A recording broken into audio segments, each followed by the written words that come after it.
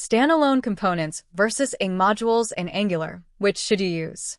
During the Angular app creation process, you will encounter this question. Which option best fits your project requirements?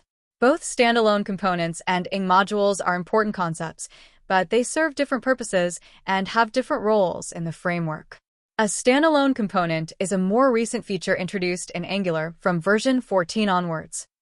It's a component that doesn't need to be part of a module to work. It is self-contained. They can import other standalone components, directives, or pipes directly, which allows for a more modular and less boilerplate-driven approach.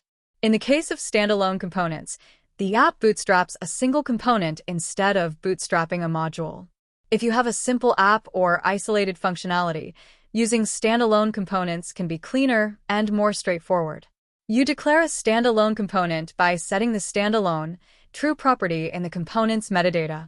The idea behind standalone components is to simplify the Angular architecture by reducing the need for NgModules, which can sometimes add extra complexity.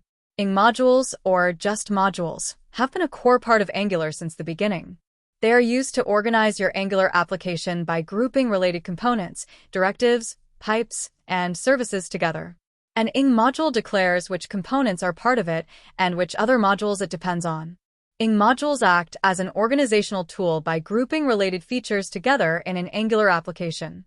NgModules provide dependency injection by defining service scopes, making it easier to manage and inject services into components, directives, and other parts of the application. NgModules support feature modularity by allowing large applications to be split into feature modules, which can be lazily loaded for better performance. Components, directives, and pipes must be declared in an NgModule in order to be used within an Angular application. Modules are defined using the @NgModule decorator and typically include an array of declarations, components, directives, pipes, imports, other modules, and providers' services. Let's compare standalone components and NgModules across a few key features. First, dependency management. Standalone components can directly import other standalone components, directives, and pipes. NgModules, on the other hand, manage dependencies using imports and declarations inside the module. Next is boilerplate. Standalone components require much less boilerplate because they don't need to be declared in an NgModule. NgModules involve more setup since components must be declared and managed within a module. When it comes to flexibility, standalone components are more modular and flexible, making them a great choice for isolated features. NgModules are more structured, which works well for larger and more complex applications. Looking at use cases, standalone components are ideal for smaller apps, isolated components, or micro-frontends. NgModules are better suited for large applications that rely on feature modules and lazy loading. For tree shaking, Angular can easily remove unused standalone components during the build process. NgModules also support tree shaking, but it can be slightly more complex. Finally, component declaration.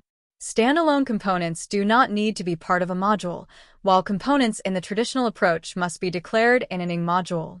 Now, let's talk about when to use standalone components versus NgModules.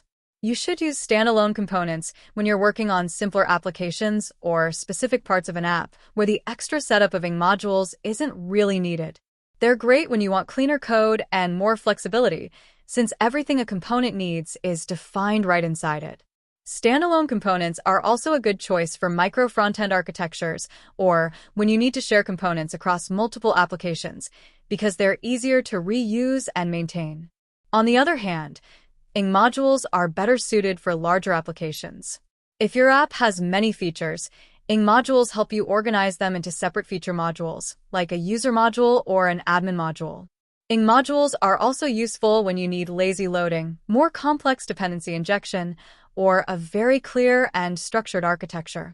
They work well when you're dealing with shared code that requires careful import management and service scoping. In short, standalone components simplify development, while NgModules provide structure and scalability, and Angular allows you to use both together when needed. Thanks for watching. If this video helped you, don't forget to like, subscribe, and turn on notifications for more Angular content.